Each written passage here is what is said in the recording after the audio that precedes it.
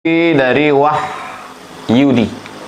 Assalamualaikum Ustaz Abdul Somad. Waalaikumsalam warahmatullahi wabarakatuh. Dulu aku bekerja di kapal pesiar yang notabene aku digaji dari penjualan makanan jasa yang ditawarkan di dalamnya. Aku lihat pendapatan mereka ini penjual makanan yang tidak halal menurut agama saya, yaitu Islam. Apakah gaji saya ini haram atau tidak? Karena hampir semua gajiku habis dan keperluan yang tiba-tiba datang. Satu lagi pertanyaan. Kalau pekerjaanmu itu halal, maka engkau tidak perlu tahu uang yang datang itu dari mana. Contoh, engkau saudaraku berjual makanan, berjual lontong sayur pagi. Menjual lontong sayur itu halal. Maka kalau ada orang yang datang, kau tidak perlu tanya, wahai pembeli, uangmu ini dari mana? Karena yang kau jual ini halal.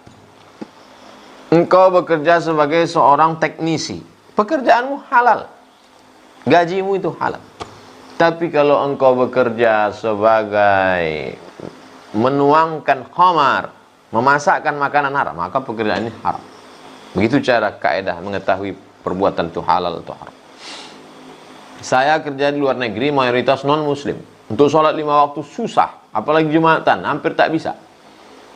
Apakah saya salah Ustaz hanya mengejar ekonomi? Hujan batu di negeri sendiri, hujan emas di negeri orang. Begitu kata pepatah nenek moyang orang-orang tua kita dulu. Tapi hari ini banyak saudara-saudara kita mencari nafkah di luar sana. Maka bagi yang sudah cukup modalnya, pulanglah, pulang ke tanah air. Beli tanah, tanam tanaman, bercocok tanam, ternak ikan, buat kolam, mencari keberkahan hidup. Hidup ini singkat. Makan, tidur, makan, pakai, punya anak, meninggal dunia. Ibadah tak sempat. Na'udzubillah, menyesal. Wallahu a'lam. Ustaz Abdul Somad, serius saya mau tanya. Saat ini sedekah bolehkah diniatkan untuk minta sesuatu pada Allah? Contohnya saya sakit, saya sedekah. Sakit nih, sedekah. Lalu orang lain ini sedekah pada orang lain niatnya supaya sembuh. Ya ayyuhalladzina amanu, hai orang-orang beriman. Ittaqullah, takutlah kamu kepada Allah, wabtaghu ilaihil wasilah. Berdoalah kepada Allah dengan wasilah.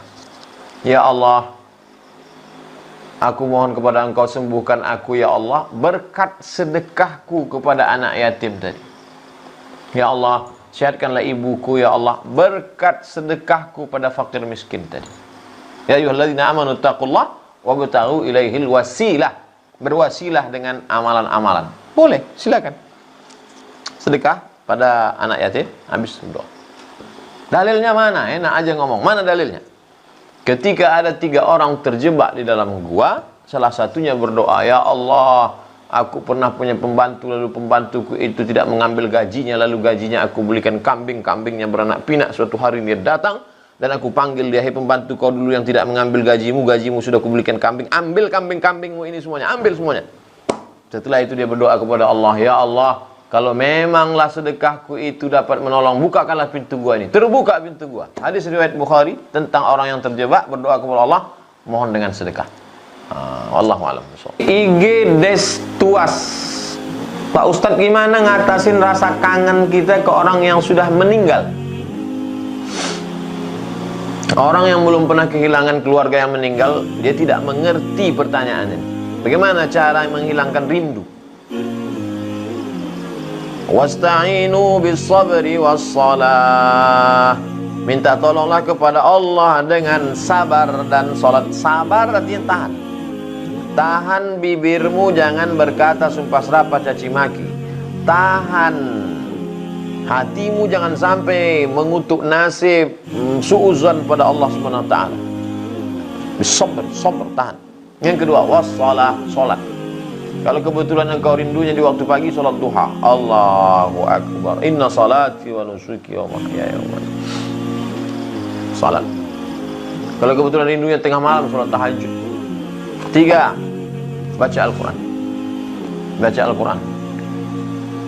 Wa idza quriya Al-Quran, kalau Al-Quran dibacakan, fastami'u lahu, dengar baik-baik, wa ansitu, diamlah, la'allakum turhamun, turun rahmat ke dalam hatimu. Walladzi anzala sakinata, mendengar aja dapat, apalagi membaca.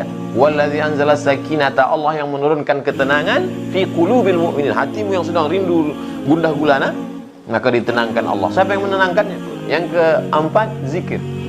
Subhanallah bihamdihi, subhanallahil azim, subhanallah bihamdihi, subhanallahil azim, afdhalu dzikri fa'lam annahu la ilaha illallah, la ilaha illallah, la ilaha. Ala bi dzikrillah tatma'innul qulub.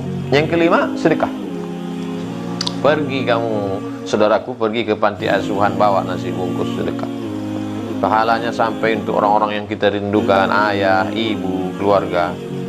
Mudah-mudahan Allah menyampaikan, Allah menenangkan. Allah yang menenangkan hati.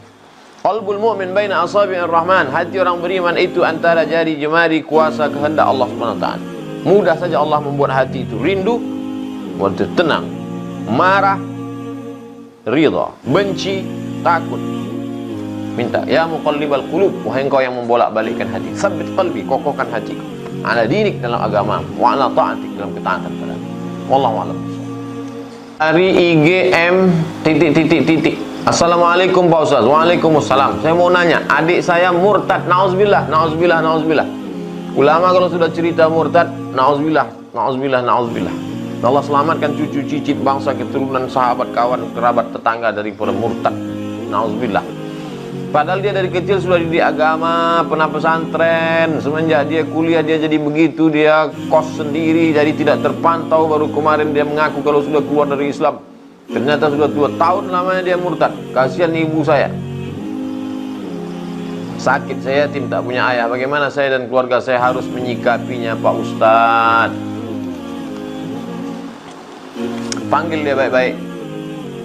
Ajak, tarik dia lagi. Ud'u ila sabili rabbik, ajak dia ke jalan Allah bil hikmah, dengan santun. Wal mau'izatil hasanah, suri tauladan yang baik. Wajadilhum billat, kalau dia mau berdebat, ajak dia debat. Wajadilhum, debat, billati hiya ahsan, dengan cara yang baik. Tidak juga mempan, ambil sikap. Kasih waktu seminggu, 2 minggu, sebulan, 2 bulan, 40 hari. Tidak juga tunjukkan pada dia. Ingat wahai saudaraku, dalam hukum Islam ini jelas, la yahillu damu imri'in muslim illa bihadza salas. Tidak halal darah seorang muslim kecuali dia melakukan 3. Kalau dia sudah melakukan 3, halal darahnya. Yang pertama, an-nafsu bin-nafsi, pembunuh, orang yang dibunuh dipancung kepalanya. At-thayyibu zani, orang berzina dilempar batu sampai mati. Yang ketiga, at-tariku lidinihi al-mufariqu lil jamaah, orang yang murtad. Kalau kau hidup dulu zaman Nabi SAW, mati. Oleh sebab itu, ajak kembali ke jalan Allah. Kalau juga tidak, maka berikan peringatan, warning, tingkat tinggi. Mudah-mudahan Allah menyelamatkan. Wallahu a'lam.